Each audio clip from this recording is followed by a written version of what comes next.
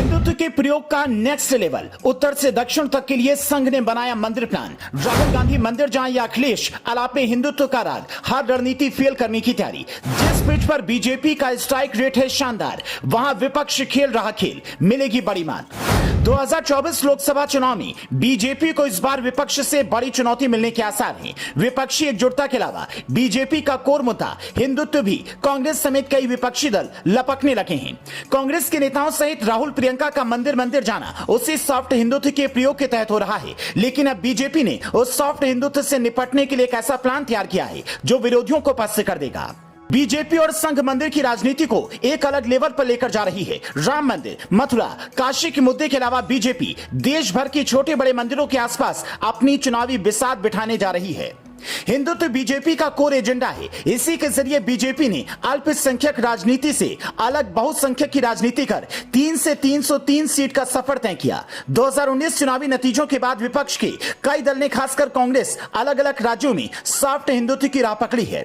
मध्य प्रदेश में कमलनाथ कई सारी धार्मिक कथा बोलते रहे हैं, वो अपने आप को हनुमान भक्ति भी कहते हैं। छत्तीसगढ़ में भी हिंदुत्व की लाइन के जरिए राम गमन पथ, कौशल्या मंदिर जैसे कई प्रयोग किए जा रहे हैं। अरविंद केजरीवाल भी खुद को हनुमान भक्त कहते हैं, लिहाजा हिंदुत्व की राजनीति में बीजेपी के विरोधी कंपटीशन में भी हैं। इसलिए बीजेपी ने अब सांकेतिक तौर पर राम मंदिर के अलावा देश भर के जिले, आंचल, प्रखंड स्तर के मंदिरों को भी अपनी राजनीतिक रणनीति में जोड़ने की तैयारी की है। बीजेपी के आंतरिक सर्वे के मुताबिक दक्षिण भारत को छोड़कर देश के सभी हिस्सों में मंदिर के आसपास वाले इलाकों से भाजपा को बड़ी संख्या में वोट मिलते हैं। पिछले 2 लोकसभा चुनाव के लिए वोटिंग ट्रेंड देखकर यह बात तय है, लेकिन दक्षिण भारत इसका अपवाद है। लिहाजा कर्नाटक हार के बाद बीजेपी ने देश भर के मंदिरों के साथ साथ विशेष तौर पर दक्षिण भारत में मंदिर के इर्द गिर्द ही अपनी चुनावी रणनीति तय करने का फैसला किया है। बीजेपी हर हाल में 2024 का किला फतेह करना चाहती है और पार्टी को यह भी पता है कि इस जीत के बगैर दक्षिण का दुर्ग भेद प्राप्त करना नामुमकिन है। इसलिए बीजेपी दक्षिण के अलावा जिन राज्यों में भी कमजोर है, वहां मंदिरों के आसपास वोटरों की सिलसिलेवार मैपिंग करा रही है। पार्टी नेताओं को यह कहा गया है कि अपने इलाके के जर्जर पड़े मंदिरों को ठीक करवाएं। यह गुप्त मिशन काफी समय से चल रहा है। बीजेपी के नेताओं या उनसे जुड़े संगठनों ने 1 लाख मंदिर या तो बनाए हैं या उसका जीर्णोद्धार करवाया है।